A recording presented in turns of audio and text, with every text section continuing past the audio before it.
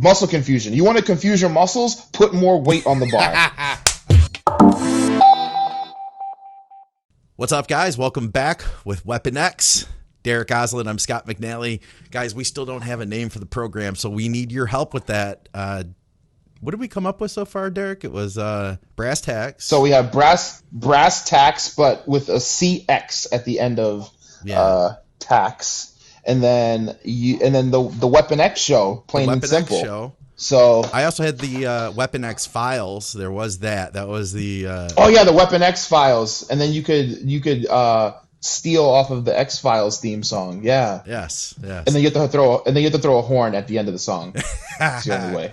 So, guys, today we're going to discuss understanding how to monitor your progress. But before we did that, I wanted to talk about some little side stuff, some behind the scenes stuff, some personal stuff that Derik, you made a decision that you're not going to compete for the rest of this season. I know you made a big post on social media about it, but could you kind of fill us in here before we get things rolling? What's going on with that? Sure. So for anyone that follows me on social media or has listened to me on the show in the previous couple times I've been on, I was getting ready for the Chicago Pro. The short version is, given the protocol that we were following in terms of the way my cardio was set up, of supplements, diet, all of those things, obviously I was supposed to be dropping weight and dropping body fat and all of those things because I have to make the 212 cutoff, and that was not happening. The exact opposite was happening. I was gaining weight constantly, and it got to a point where I was like, okay, there's definitely something wrong here.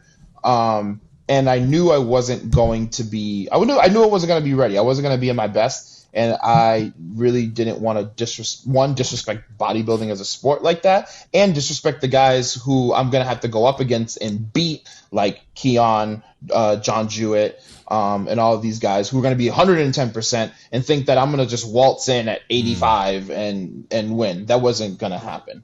On top of that, because of my frustration with what was happening during my prep, my mood and my mental health was really suffering really bad. I would find myself very either irritable, quiet at home, not really talking much. Anastasia, my fiance, would share her successes with her prep. I'm down another 2 pounds. I'm down another 3 pounds. Look at, I got new striations in my quads, etc. And I just could not be happy for her. I could not, because I'm like, great, you're making progress. I'm not. Screw you. That's how I would take it. And that's not cool. That's not fair to her, who she busts her ass, and I need to be supportive of her. And we were talking before we started recording, but one of the things I failed to mention, Scott, was when I was getting ready for the Olympia, she dropped everything. She still obviously worked and focused on her clients and all of that. Yeah. But in terms of anything beyond that, it was all about me. It was 110% about me. She made sure that everything was in place for me to have the most ease and peace of mind going into the Olympia. She made everything perfect and so stress-free, and I cannot thank her enough. The only way that I can properly is to make sure I do the same for her. That's so now cool. I'm in a position to be able to do that for her. So I felt like I was being a shit partner, because I wasn't being able to be supportive because I was too worried about my own stuff. I wanted to be able to give more to my clients who are also in prep and getting ready for shows. I was just lacking in a lot of different ways because I was too worried about myself, and it's not fair to the people that I care about and that care about me. Plus, I knew something was wrong. I need to get my health right. So here we are. I made the decision. I feel really good about it. I feel very at peace with it. I got blood work back. I got my results back. And now I'm in a position where I can just focus on getting healthy, fixing everything that's out of whack, and make sure that I'm in a good place that when I'm ready to fully move into improvement phase, I'm able to do that and hit the ground running and not have to worry about anything. I like that. And I'll be interested to hear how this evolves, to hear what that improvement phase looks like. Because your improvement phase is going to be different than I think a lot of our viewers and listeners. I know a lot of our guys are, either younger guys in their early 20s or guys that are a little bit older, but we're all still trying to grow as much muscle as possible. You're in a little bit of a different position. Absolutely. Unless you went to the open division, you don't have a lot of room to grow as much muscle as possible. So I'll be interested to see, you know, how that evolves and where you take it, man. It'll be cool. So basically what it's going to look like is I'm going to go definitely into a PCT phase and just get all my levels right. Everything, kidneys and liver are good, which is absolutely grand. I'm really happy about that, so I don't have to worry about any extenuating health issues. I just got to get my hormones in check. So PCT is next for at least a month or two. That should be more, given my experience with this, it should be more than enough time to get my levels back in check. And then from there is true improvement season. You know, we're full blown ready to go. And to comment on what you just said, I will have a decision to make. And that I'm going to let my body make that decision. There you go. Really.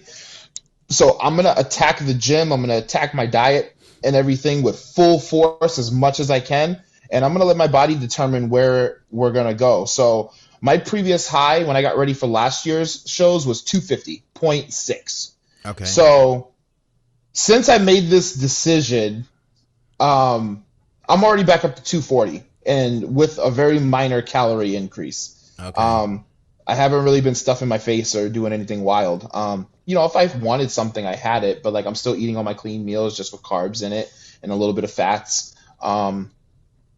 So the way it's looking is I might be back up to 250 not too long from now. I would say give it another 2 months. And then from there, if it slows down to the point where my body weight isn't really going up that fast and I'm chilling between like 250, 255, yeah, I'll stay in 212.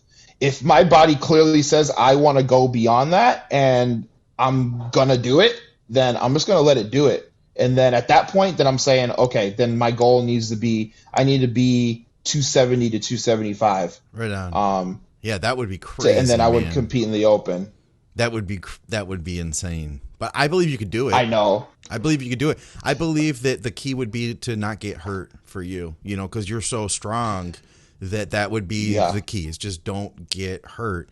I've seen a lot of guys that are making, you know, I shouldn't say a lot of guys. I've seen some guys who've been able to make incredible progress, you know. I think of like Brett Wilkin. You know, he was a classic physique competitor, went to 212. Now he's a legit open guy, you know. I could see you doing something like you have that ability. He's also really strong too. I'd be interested to see you guys train together sometime. That'd be cool. He's taller. I mean, he's strong and he's taller. So I think he's like 5'8" or maybe. I know he's taller than me. Okay. Because when I met him, I feel like I was not looking at him at eye level. I could be wrong, but but yeah, no, he's getting ready for Chicago. He looks great. But he would have had to class up out of 212. He was just too tall. Yeah. There's just no way that he would have been able to add the size necessary to fill out his frame and stay below 212. It never would have happened. So it was a great move for him. Yeah, that'd be super cool. I would love to train. With Brett. I love following and being around guys who I deem are stronger than me. Really, I like finding people who can do more than what I do because I follow them and I'm like, I'm gonna do that, and then I try to do it. I remember you saying that. That's what really led. Yeah, I'm one of the that led to my improvements in 2019 to 2020. Yeah, that's pretty cool, man. Mm-hmm. That is cool.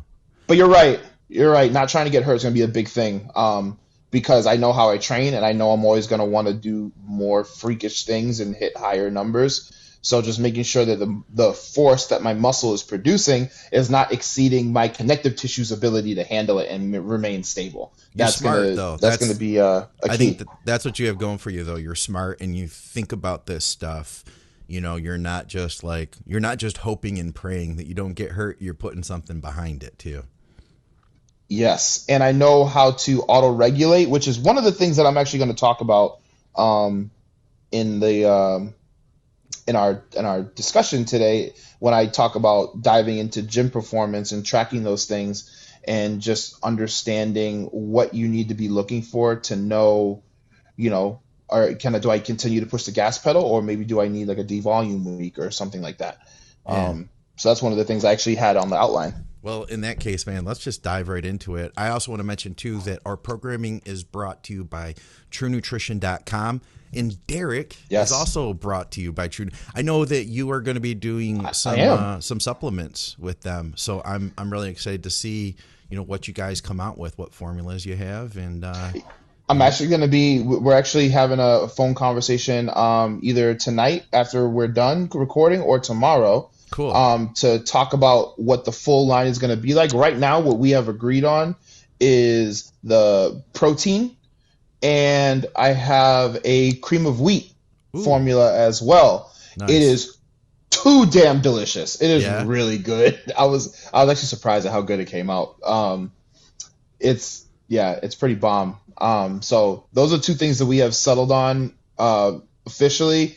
I think I want to do a pump formula as well. I'd like just because I'm not really big on caffeine during training. Like it kind of unless I do a small amount, it kind of messes with my stomach sometimes. I get a little nauseous if I overdo it. So having a pump formula would be absolutely crucial. Like, something where like you use the true pre-workout, use 1 scoop of that, and then like use 2 scoops of the pump formula. Yeah. That I think that would be a really cool thing. But yeah, we'll be doing that officially. We'll be sifting through all of that either tonight or tomorrow. All right, awesome. Well, I look forward to it. And, once again, a topic today is understanding how to monitor and track your progress. And I know that a lot of times, on the programs, we talk about that you have to listen to your body, stuff like that. And I think sometimes we don't necessarily always break down what that exactly means. So some of you guys might be aware of these things. I know that some of you won't be, though. And I'm sure that everybody's going to learn at least a tidbit out of this. So where do we want to start with this, man? Okay, so where I wanted to start was now. If you guys see me looking down, I'm looking down at my phone because I have the outline written out on my phone. So we want to make sure that as you're tracking your progress, week to week, month to month, day to day. We want to start with looking at biofeedback markers. So these are all the things that like I have my clients go into detail about every single time that they update me. So we're talking about your digestive quality, daily, weekly. Are you if you do have any type of digestive issues, and what I mean is it doesn't have to be extreme, like, not to be inappropriate, but like diarrhea or things like that. Dude, it doesn't have to be that extreme. It could coaches. Just be. We talk about. Oh yeah. We talk about poop all the time. Oh yeah. We talk about poop and gear. Oh, that should be the name of the episode. The show, Poop and Gear with WEAPONX. So no, but digestive quality. So it could be just as simple as just a little bit of gas or bloating. That still means that your body is not fully processing all of the food that you are putting in. So something is disturbing the flow. What is it? And you want to keep track of those things. If you're not used to kind of being observant of your body, just, unconsciously, then maybe you want to take, maybe you want to have a food diary, walk around with a notebook, or have a section on your phone that you just dedicate to, okay, I ate this meal. This is what I ate. How did I feel afterwards? And then just repeat that process after every single meal. And eventually you'll figure out, oh, okay, after meal 3, I always seem to need to rush to the bathroom. Okay, well, or I tend to flatulate or whatever. Okay, there's something in there that is disturbing you in some way, and we need to fix it because we want to make sure that if you're going to go through the trouble of eating all these meals, that your body is absorbing all of them as much of the nutrients that you're taking in as humanly possible. Absolutely. So digestive quality, sleep quality. Are you sleeping through the night? And are you getting quality sleep? I know most of us drink a lot of water. You better be. Stay hydrated, folks. And hydrating agent. Drink your hydrating agent. I almost forgot what we called it the last time. Hydration agent. So my hydration agent is orange today. I'm really jealous, Anastasia bought me some lemonade flavored Mio because I've been craving lemonade like crazy for the last like 2 weeks. Yeah. So, you might see me drink yellow at some point. It's not pee, folks. It's not pee. It might be pee, but it's probably not pee. It's probably not. It's definitely some form of hydrating agent for sure. So if you're drinking enough water, you probably will wake up to pee in the middle of the night. Yeah. That's not abnormal. But otherwise, you should know that you're getting a pretty deep sleep and that your cumulative hours should be pretty high. Everyone obviously operates on different levels of sleep differently, but I am very concerned with people who get less than 6 hours of sleep a night. Ideally, you want to shoot for at least 7 to 8. You'll probably be in a really good spot. You got to prepare for that too. I don't know if you were coming back to any of this stuff or not, or you're just going to read through them all, but I'll stop you for just a second and say that. Yeah, sure. Go ahead. I hadn't really given enough attention to sleep. You know, we focus on, putting attention into our training, putting attention into our diet. And I just always thought that I was a poor sleeper. And then I started dating someone who had amazing sleep hygiene. You know, that's the big term nowadays, is sleep hygiene. Victoria will turn the lights down, toward the evening. Yep. She doesn't want to watch anything on TV that's like super hyperactive. We try to avoid a lot of screens. We have this like a low light next to the bed in the bedroom. So she'll turn that light on. Okay, yeah. She'll turn that light on, and then that way it's like we don't have to turn on any bright lights to even get to the bedroom. It's like you can just keep everything chill. And you're supposed to do that for like 2 hours. So you have people that are just like in front of their computer right up at the time they're going to sleep, and then they can't sleep well and they wonder why. It's like you've got to put that work in, and these things do make a difference. Everything you're talking about here. I'm glad you mentioned sleep hygiene. So this is a good thing. I think this would be a good opportunity to. Okay, so one thing that a lot of people do a lot is they're on their phones in bed before they go to sleep, or if they have a job in which they have to be connected to technology pretty frequently, they'll do their work in their sleep. Now, at the end of the day, human beings are animals just like anybody else, just like anything else, and we do develop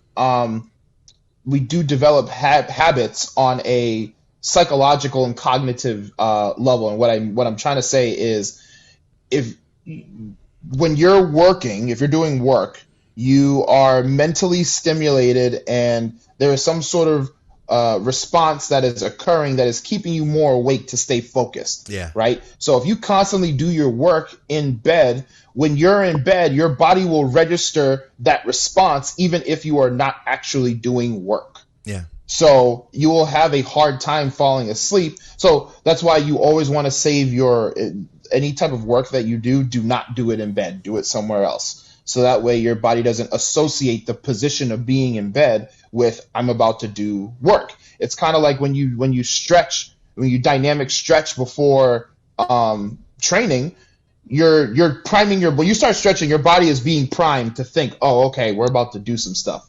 Yeah, and if you develop that habit, every time you do that, your body will register it in the same way. So it's the same thing.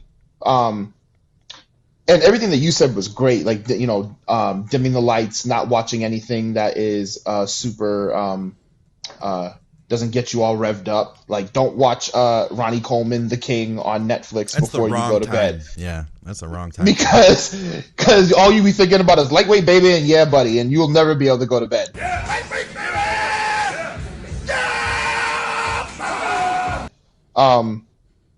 But yeah, I think all of those things are great. And reading, I showed you guys the book.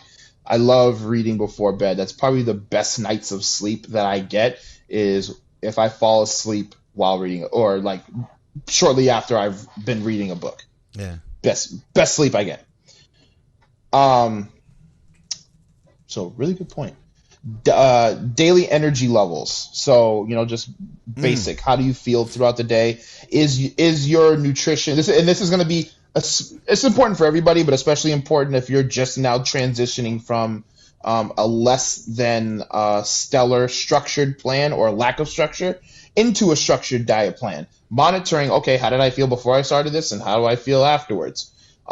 You should ideally have more energy throughout the day, and just more mental energy and focus and clarity to your tasking. If you don't feel those things, there's something wrong. Either you're not eating enough or you're eating the wrong things. So that would be that. Then that would also usually tie into digestion as well. Those two things will typically go hand in hand. Your daily stress levels. So do you have a high stress job, or do you have a high stress relationship, or even on a smaller level? What if you're following a training program of sorts or whatever that is physically demanding, but you don't enjoy it? You will also find that stressful. Sure. On both a physical and psychological level. So you're getting hit with a double whammy. I asked my clients to tell me about that. Their appetite. Obviously, we don't want to do anything that disrupts appetite ever. The only time that maybe that is favorable, is when you're in prep and you're the type of person that has to get really low on food in order to get in shape. Then a suppression of appetite is welcome. And even then, it's still an indicator that something may be off, maybe aloof. Your metabolism may be slowing down, whatever, and that needs to be addressed. Yeah. Weight, pictures, those are pretty self-explanatory. If your goal is to gain muscle, you want the scale to be typically trending upward, and if you're dieting, you want to be trending downward. You want your pictures to reflect whatever your goal is. Matt, what's up, man? I saw the comment slide through. How are you doing, sir? Obviously, measurements. If I have a client do measurements, I never have them do it more often than once a month, just because I feel like that's enough to notice if there's a trend in one direction or not. If they're doing it too often, kind of like what I was telling you about me checking the scale all the time. If you don't see the measurement that you want to see every single day or every single week, it can ruin your mood. Sure. And that's not what a fitness and bodybuilding journey should be about. We want to promote positive change. Yeah. And anything that is going to disrupt that, we kind of don't want to do it. We want to avoid it. Yeah, I feel like the scale can be that way for some people, for sure. Like, especially I've had that with female clients that, because the scale going down with fat loss, it is fantastic when you see that, but it's not something that you necessarily always see, every check-in. Yeah, right. Especially if we're doing frequent check-ins, the scale is not going to be down 2 pounds every time. It doesn't mean that you're not progressing, but I do feel like somebody could be doing. I've had people that think they're doing poorly and they're down on themselves. And then I say, hey, check out these pictures. These are compared to 6 weeks ago. Yes. And then they're all excited and they're like, oh, they've been having this negative thing about their whole fitness experience when in reality they were succeeding all along, That's one of the reasons why I wanted to kind of go over this stuff, so that people understand that there are multiple ways to track your progress and see if you are improving or not, as opposed to just the scale or whatever variable. It's mostly the scale. That's usually the one that people hyper focus on and will ignore everything else. Like, they'll start having veins in their abs, but they saw the scale go up 2 pounds and they think that they're, like you said, like a complete failure. Yeah. And then you kind of need someone like us or a coach, somebody, to kind of pull their coattail and just show them what they have accomplished to kind of reel them back into reality. And then the last piece is gym performance. Is your performance improving week to week? At the end of the day, mechanical tension is the main driver of hypertrophy. If you are not getting stronger, moving heavier loads and or for higher amounts of reps, you are not building new muscle tissue. I hate to break it to you. If you've listened to any Think Big Bodybuilding Media episode, it has been proven over and over again that volume doesn't do shit for muscular hypertrophy in the way that mechanical tension does. If that was the case, instead of doing 225-pound bench press for 10 reps, you could do 135-pound bench press for 25 reps, or whatever the math works out to. And you should gain the same amount of muscle, right? No. We all know that the person who benches more weight is typically going to be bigger. Yeah. That's just the way it is. So, okay, so this is going to be the fun part for you. This is the part that you love. All right, where are we going? The gym performance. Nice. So what do you? I guess I'll just throw this kind of at you, because I hate rambling so much. Okay. Yeah. What do you feel is important? Because you have, you're great. You're great at this. You're great at what you do. Thank you. What do you feel is, like, when you're working with your clients, what do you feel is the most important things to look at with their gym performance, and making sure that they're going in the right direction? Okay, so I'm not with them in the gym, because everybody that I work with, if I were working with somebody like personal training and I could actually see their performance, then I can get a lot more data, on what's going on. But, things that let's assume that they're not. Let's assume they're not what? That they're not a one-on-one, that they're not an in-person client, okay. That you work with them what online. What are the things that I want to know? Okay. I mean, I think one thing is going to be their attitude toward training. Do they want to go in and attack the weights, or do they feel indifferent? Do they feel bored? I think that says a lot about where you're at that time. You should want to be aggressive every time you go into the gym. And that doesn't necessarily mean you can't be on 10 every workout, but of course, you should have that feeling though, like you should be excited. And I think that sometimes people feel guilty if they're not excited, that they feel like, I'm being lazy or something. They just keep pushing through it. And I've seen it happen where somebody is not having fun in the gym for an extended period of time, and they're just burnt out. They've been burnt out for a long time, and they're just doing the same thing over and over again. They're definitely at that point, they're not going to be progressing in their weight. I think sometimes though, I guess what I'm getting at is that somebody maybe just needed to pull back a little bit for a few days. It can make such a change if you've been, hitting it hard, and now you're getting to the point where you're not excited to train. Just like take an extra day off, and I guarantee you're gonna be, or maybe even two if you need to, or hell, if deload for a week, you'll come back and you'll be very excited. I think that's a big factor. Obviously, like you said, progressing. Are they progressing? That's another, that's going to be, I think, one of the biggest things. I always want to know if people are suffering any kind of minor tweaks. Are things starting to happen? Was it your elbow last week and now it's your shoulder?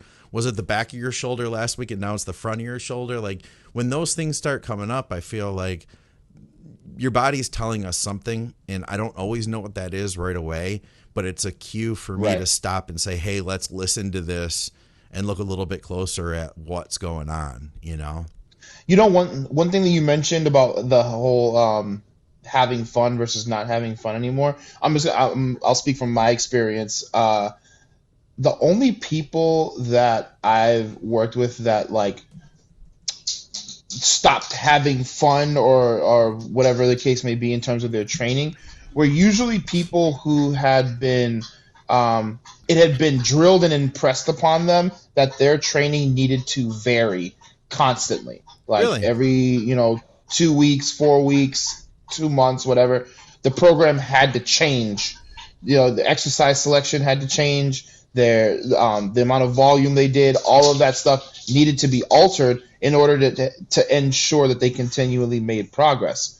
Yeah. It wasn't until, and what I tried to do was get those people to understand that you're not progressing because of your exercise selection. If it was that simple, then you could just make sure you change your movements every single week, and you'll constantly grow muscle all the time. It'll never stop, ever. Muscle confusion. Muscle confusion. You want to confuse your muscles? Put more weight on the bar. I love it. Yes. Your muscles will get confused. They will go, oh shit, I didn't touch this before. Yeah.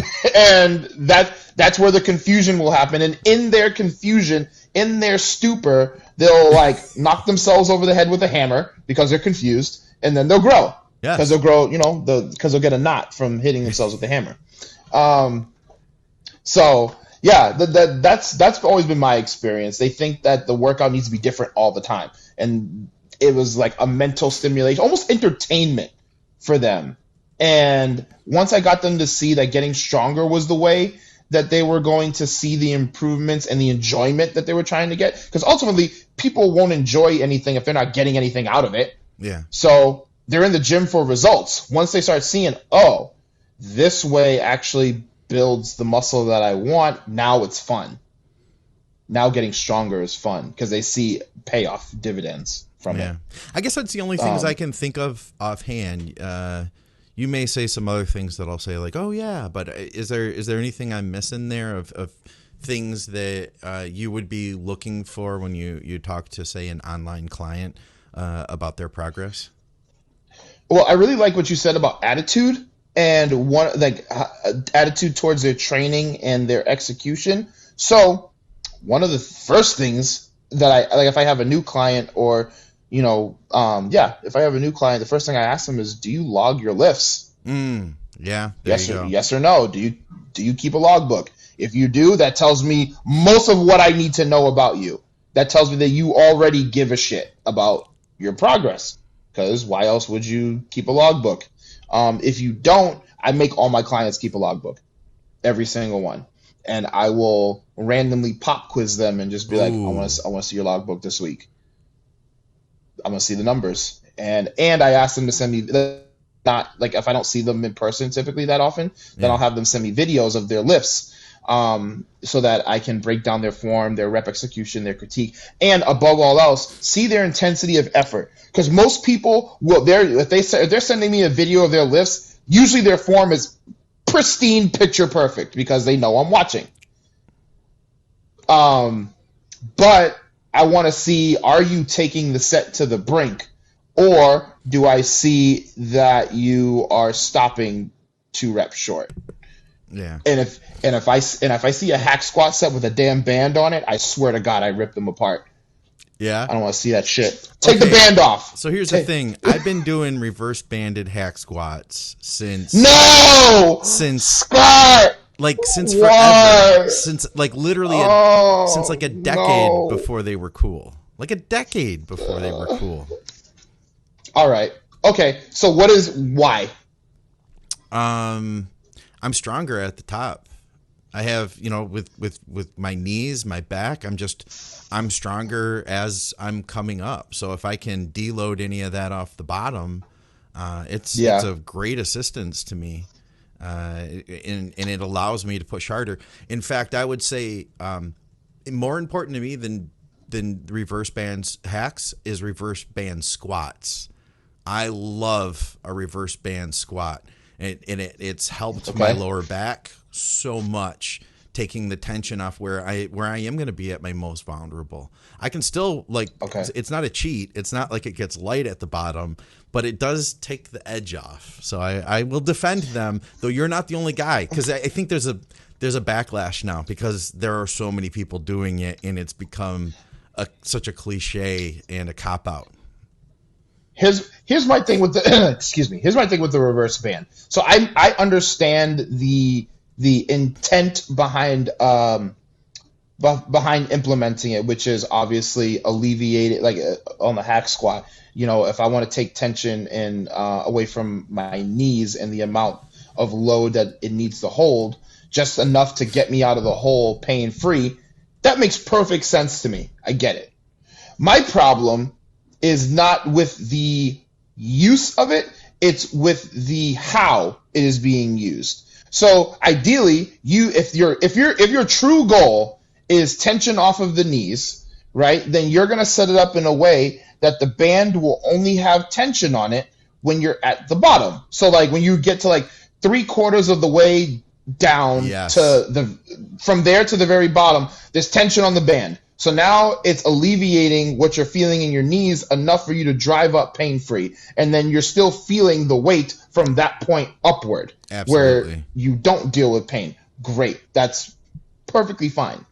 Every single person that I watch do reverse band anything, whether it's reverse band military press, reverse band squats, reverse band. Oh, I haven't seen the reverse squats that often, like barbell. That's my favorite, man. Really. You gotta have. I can't do them at my house because I have the open hammer strength rack. I don't have the full rack. Oh, okay. But they're great when you have a full rack to throw them up there. And I don't go with a lot. I'll use like the red mini bands from Elite, the ones that are like, they're like small. I'll give you a pass. Because I know those bands, and they really don't do much. But they help. They help for me. Like they make that difference where I can get that complete control, and it allows me to then take a weight that I can bury that squat. I like doing things like pause squats, you know, really the stuff that's really brutal where you're just like living in that hole before you drive out. And it's helped me in situations like that for sure. That's fair.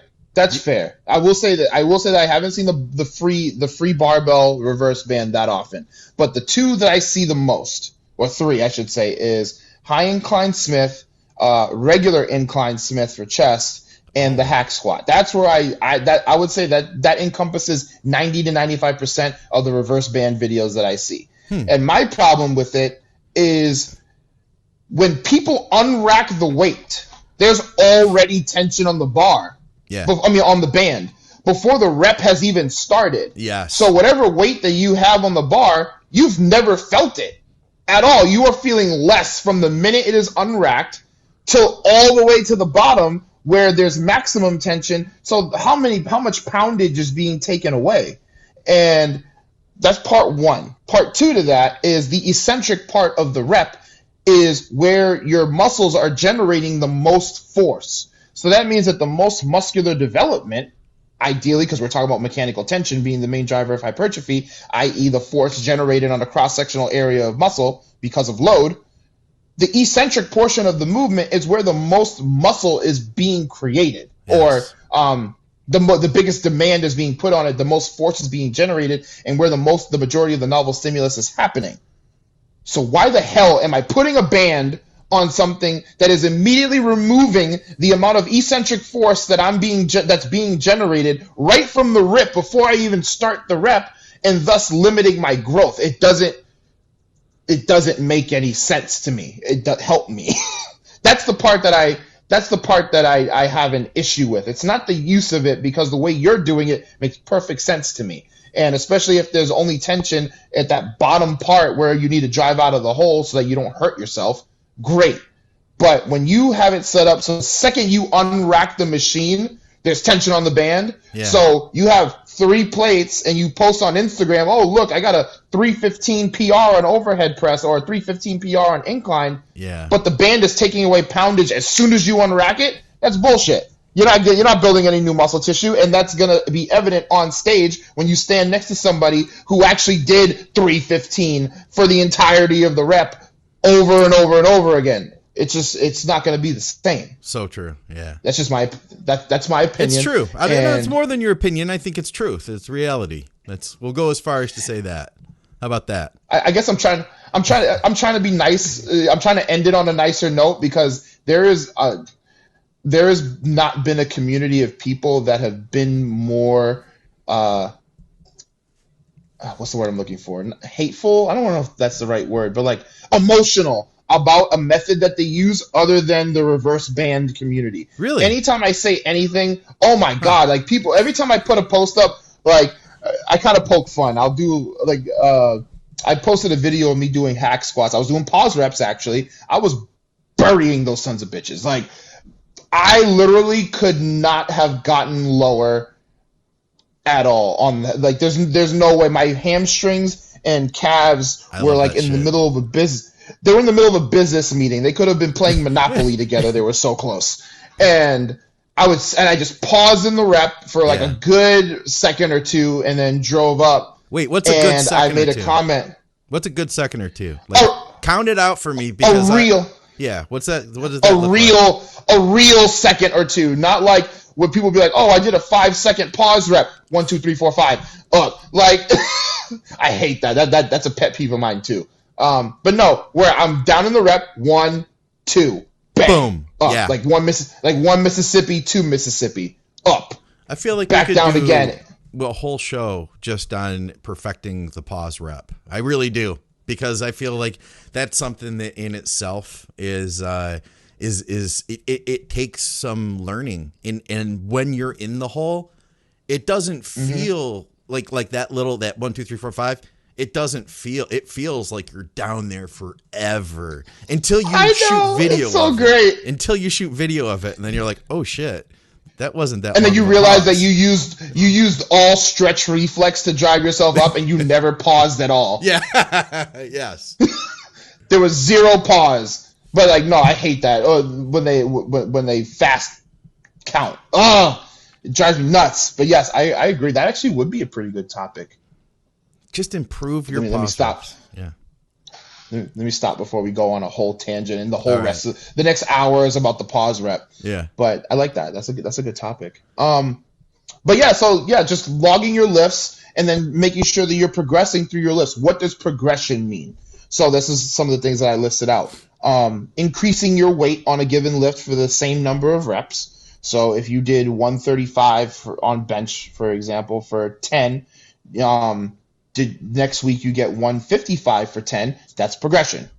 More reps with the same weight. If you squat 225 for 10, then next week you get 225 for 12, then that's progression.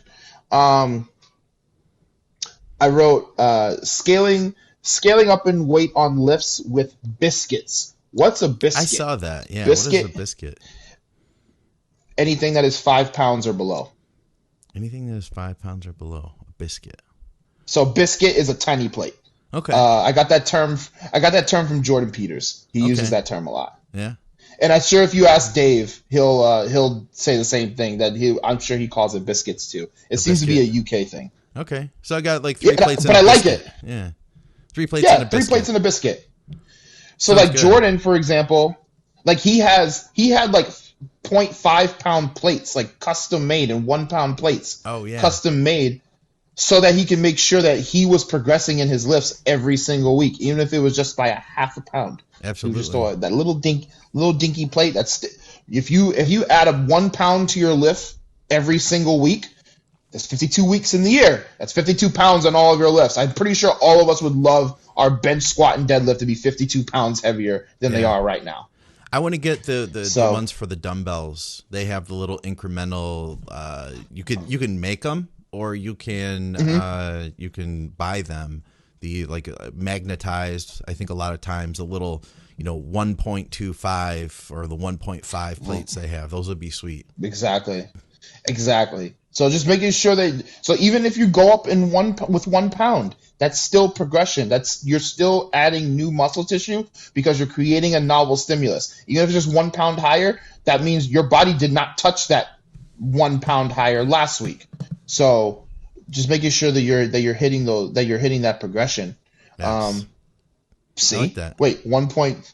See, I told you. Yeah. Biscuits. It's a term. Biscuits.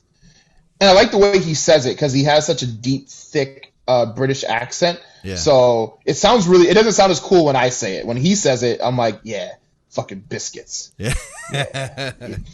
Now I want some butter. I know. I was thinking that too. I was getting hungry thinking about training all of a sudden. I don't know why. Oh man, I'm hungry. I honestly might get pasta when we're done. You like pasta. That's what I gather from you. Oh, you're a pasta fan. Dude, if I could eat pasta like 9 times a day and I had to not eat anything, I could do it. Like you don't understand. I could eat pasta 9 meals a day, every fucking day, ever, and never eat anything else and be happy as a pig and shit. Yeah. I'd be so Pasta's good. I can't argue with that. That's good. That's good bodybuilding food right there too. You grow some muscle. You've never put it this way. You've never seen someone eat pasta and not be happy. That's true. I can't think of anybody I've ever seen crying while eating pasta. Now that you mention that. Or like ice cream or cake. I like the way Dave says cake. Yeah, Dave loves cake. I know he loves it. What did he said in the episode I just finished listening to? I forget what you guys were talking about. I think you were talking about appetite. It was the GHB episode. Oh yeah. And something about this rule applies to everything except cake. Oh, you can overdoing. He was talking about overdoing supplements and overdoing. You can overdo everything except for cheesecake. That's what it was. Except for cake. Ooh, pasta versus cheesecake. Well, hold on. There's 2 different courses, so we have to be clear here. because one is an entree and the other is a dessert. So they're in two separate categories. You could do both. So pasta still wins. You could do both. So you could technically do both because they don't conflict with each other. Yes. And I would get on Dave's good graces by favoring cake. So I want to do that.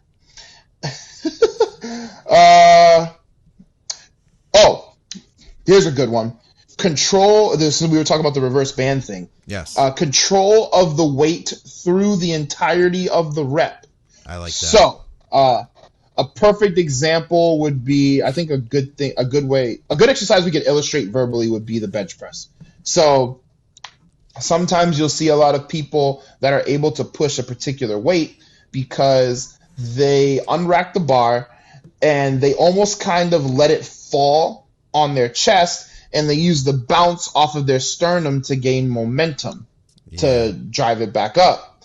As opposed to if you control it, either graze your chest or not even touch it, and then have to drive back up, they probably won't be able to do as much weight, or at least for not as many reps. Or the deadlift, for example, you rip it off the ground, and then you control, it's going to be different if you hit the ground and bounce back up versus if you control it down, bring it to the floor, stop all movement altogether, and then drive it back up again. You're probably not going to do as much weight, at least at first.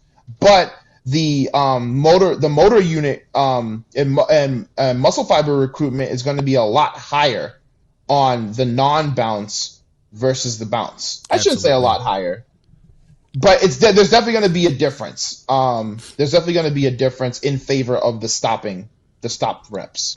I think that if we were to say, if anybody out there listening was to change one thing period in their training, you're getting more control over your, like, at least question it. Like, am I really controlling this as much as I can? And sure, you can get to that point, like Scott was talking about the super slow method of people doing super slow. You could take it too far, but within a realistic expectation of yourself, can you control it better? I feel like it had been a game changer for me.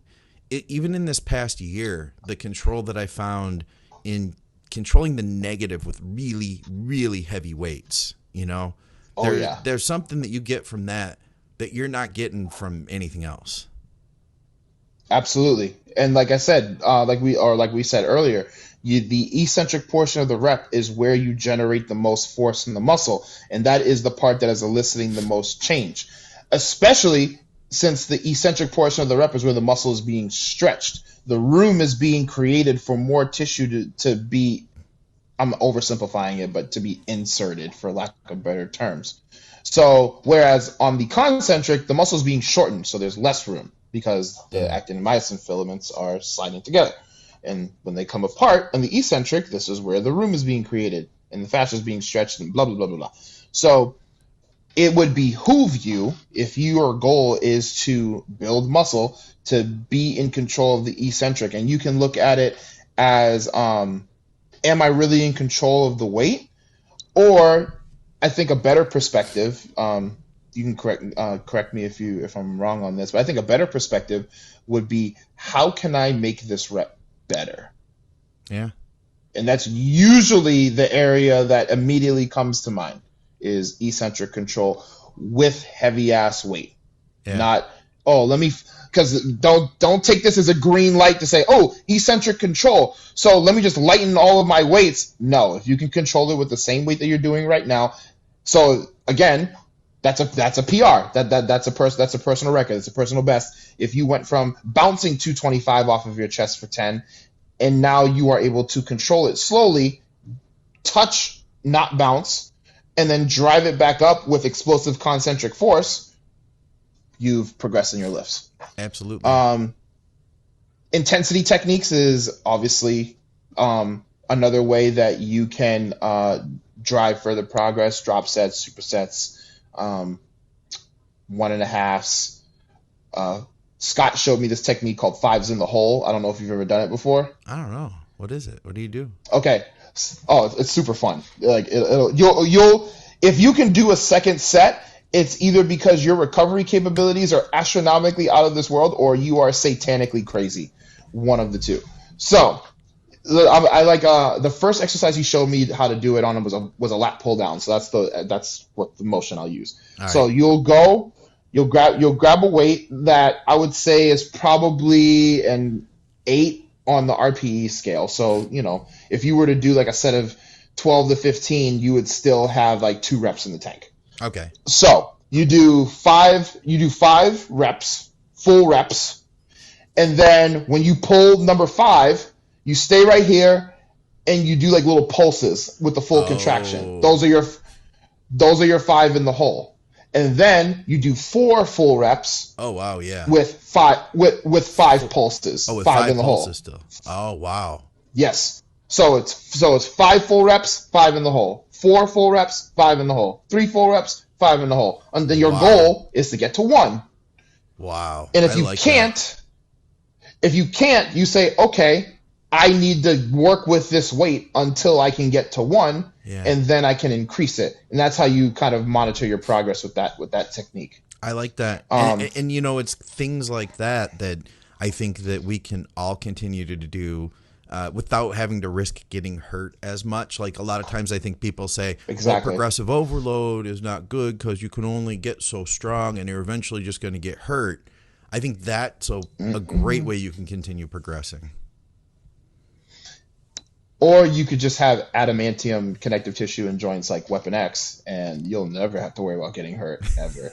and also I hear that 12 grams of fish oil a day also helps. Yeah? Do you do 12 I was grams? doing that during prep. Yeah? Oh, yeah. Yeah, I was doing, I would do 4 grams in the morning. I would do 4 grams when I got home from work. Or if I knew I was going to be at work late, I would just do it like after my training, and then I would do 4 grams at night with my last meal. There was a psychiatrist local to me, and I was talking to somebody who works with him on a professional level.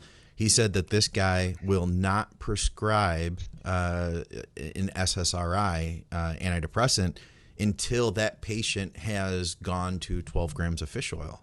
Because serotonin is produced in the gut, and it's reliant on omega-3s. So he'll get somebody, which I think is kind of a cool thing. He gets them to 12 grams, and then they have to stay there for a period of time, and he wants to evaluate that before he adds in antidepressants. I thought that was kind of clever.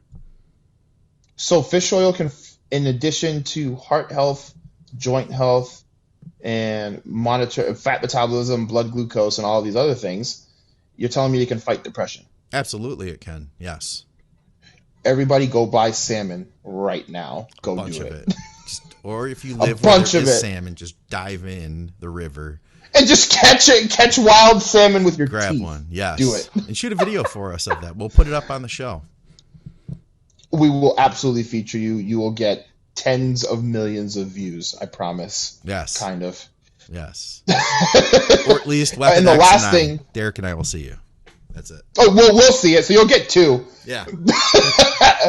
and then Scott's mom will watch it because she'll watch it as long as it's on Facebook Live. She'll watch it. If she had to go to YouTube, probably not. No. Oh my God, that's funny.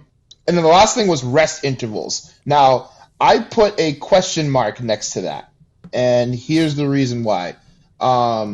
A lot of people will use that as a marker sometimes to measure progress. Like, okay, I could do the same weight and last time I rested for a minute and a half, and this time I rested for a minute. Yeah. So that's progress.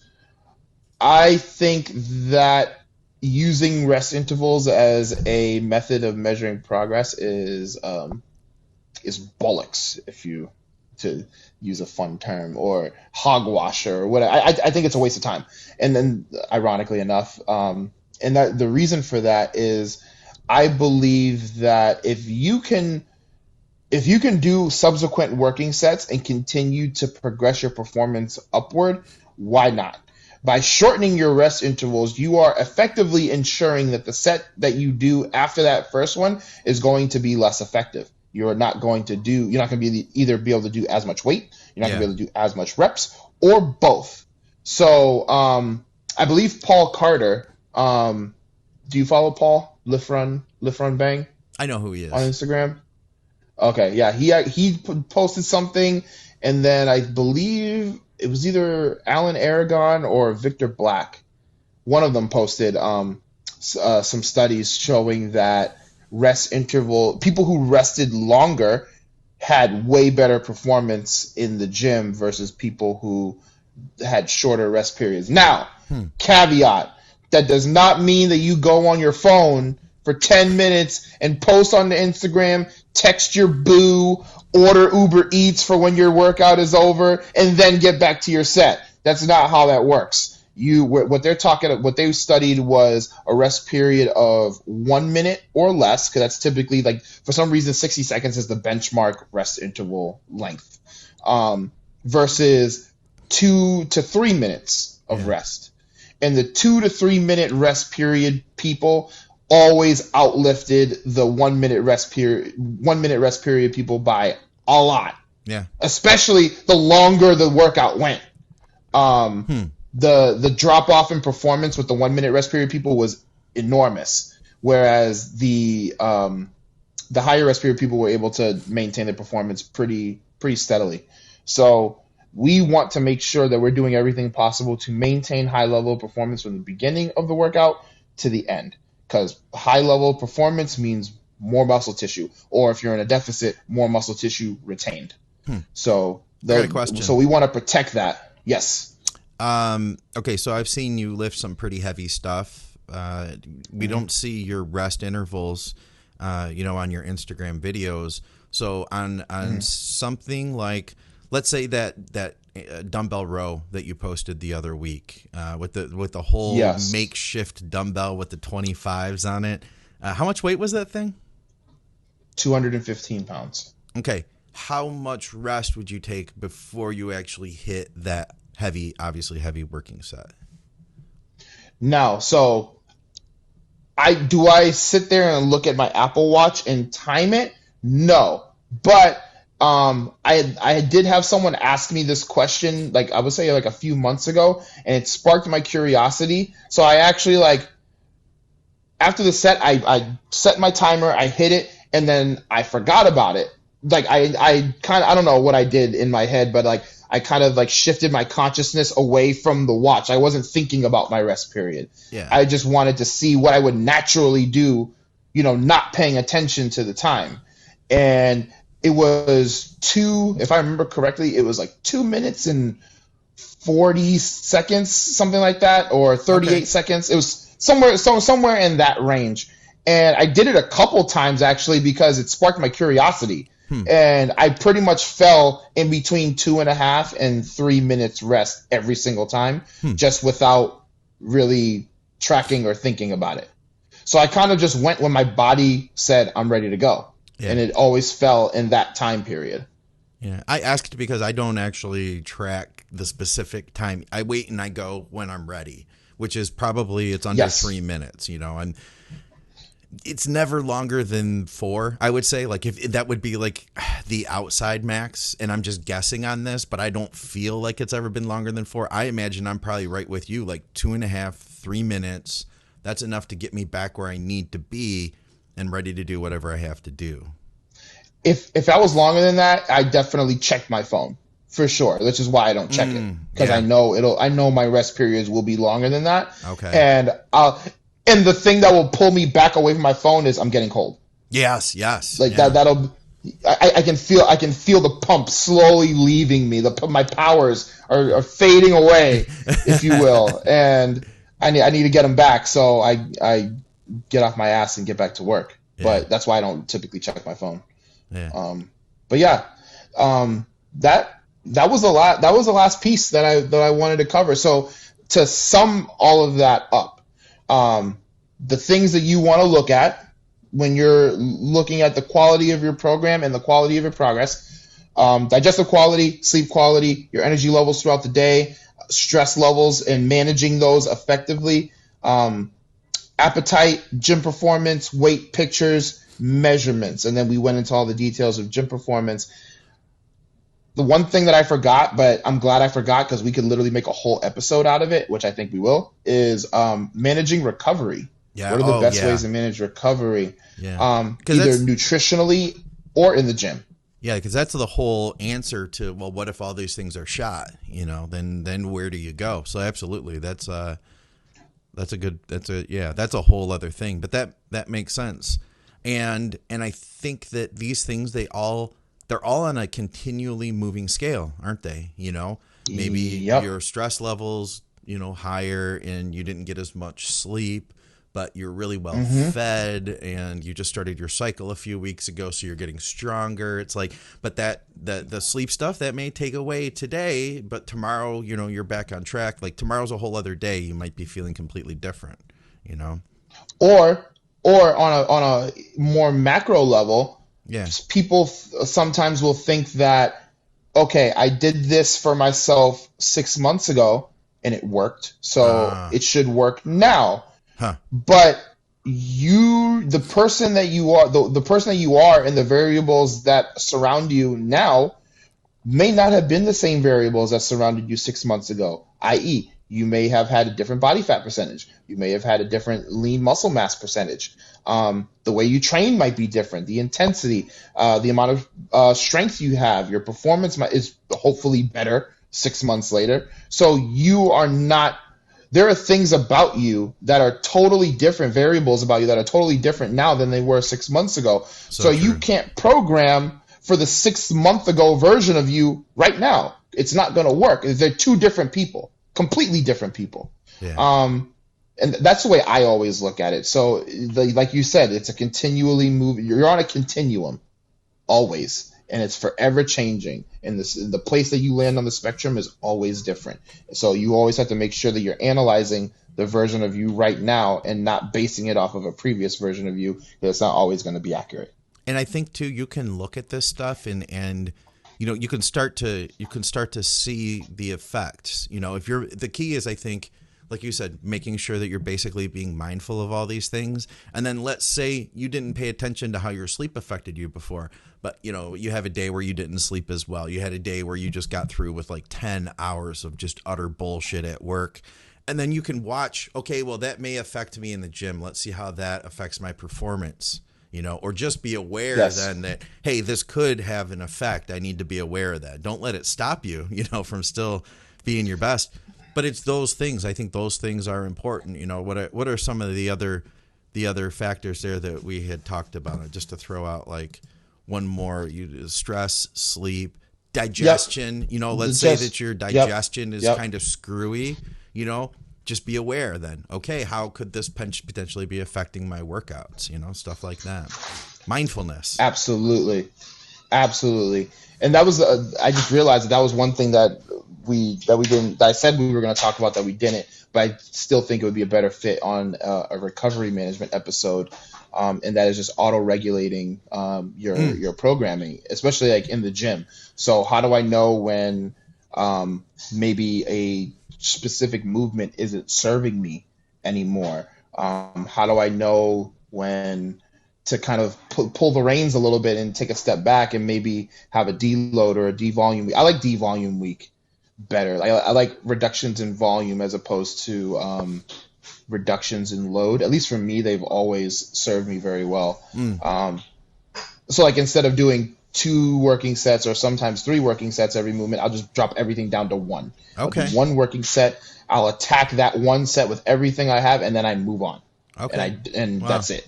And I just found that reducing the volume added to my recovery so much more. And it was more enjoyable because I still was chasing PRs. So I was still getting stronger, but I wasn't having as much tax and physiological stress in my body because I wasn't doing it as much because I had less sets. But anyway, like I said, I think that would be something to dive into in more detail in a recovery management episode. But that's just something else for people to think about. You know, understanding how to be more in tune with their body and knowing when it's okay to change certain variables in order to promote your recovery, because more recovery is going to lead to better performance. I appreciate that. Well, I think we got through this is a lot. It was like a lot of stuff that we threw at them today. I didn't realize how much time went by. Like that went by really fast. What's Anastasia cooking over there? I hear she's cooking some sort of prep food, isn't she? She's preparing some sort of bodybuilding meal. That might be the cauliflower rice. Anastasia. What? I have been tasked with asking you what you are making in the kitchen because we could hear the banging. My cauliflower rice. It's my carbs. See? So Did you she hear eats her? cauliflower rice for carbs, huh? Yeah, she's wait, I thought you said you got. Are you still no carb? Are you no carb right now? No carbs. Who? Oh, every day, not just on rest days. Every day. Wow. No carbs. So how many weeks out No is she? carbs. 3. So she's right there then. This is it. Yeah. It's time. Like I would say that she's definitely eaten more food this time around than she has in previous preps. Yeah. She's also a lot bigger and stronger than she's ever been. So that's what I'm saying. Different version of yourself. Yeah. So the prep isn't going to go exactly the same as it did with the previous version of you that didn't have as much muscle. Yeah. So she is the body type that usually has to go to this extreme in order to get in shape. I typically am too, although last year wasn't that bad. So yeah, she's on no carbs right now. I don't know why she's complaining. She kind of begged for it from her coach and like kind of harassed him until he took all her food away because she's psychotic like me. Yeah. And added more cardio. So, but this is another reason why I'm glad that I came out of prep. So now when she's feeling down and, kind of, run down is what I meant to say, I can be there to kind of, shoulder the burden a little bit. Because if I'm down too, then it's not going to work. We're just going to be mad at each other for no reason because we can't eat. And we're just eating raw spinach out of the bag and just like death staring each other while we're doing it. It's not fun. Yeah, that'd be brutal. It's not fun. We had I'm whole super battle. happy with her. We had a whole battle going on during the show. People, Nick said that he's sick of pasta, and that what? Matt says that cheesecake is disgusting. So like all this was happening while we were talking. You guys were having a whole debate about this whole pasta thing while we were talking about recovery and managing progress and all this shit. That's what you guys cared about. So all right, so Scott, what we'll do is we'll break down in the next episode the studies behind the spaghetti receptor in the muscle. You told us a little bit about that. We heard a little bit about that with you when you were on with Scott. What's your code over at True Nutrition? Is it WEAPONX maybe? WEAPONX. How did I guess WEAPONX, that's the code. How did I guess that? I don't know, man. You're clairvoyant. Guys, we still need a show name, okay? So we've got a bunch of options. I don't want to say them again because I want you to come up with something fresh, something new, and we'll figure a prize out for you guys if you can figure out something for us. How about that? We'll talk to Shay. Shay will do something for us, I'm sure, for True Nutrition. Oh yeah. Something. We got to make it happen. If you guys come up with an award-winning name for the program. Let's get out of here though, man. What do you say? Award-winning. Love it. Yes. Yep. I covered everything. I think we covered a lot of stuff. I think we were going to go this long, but this is awesome. I have a lot of fun doing these. All right. Well, for another episode of the WEAPONX show / Brass Tacks / the WEAPONX Files. Yes. And the name that you guys come up with for us on the next episode. I'm Scott McNally with Derik Oslan, IFBB Pro. Guys, we'll see you soon. See you guys. Thank you.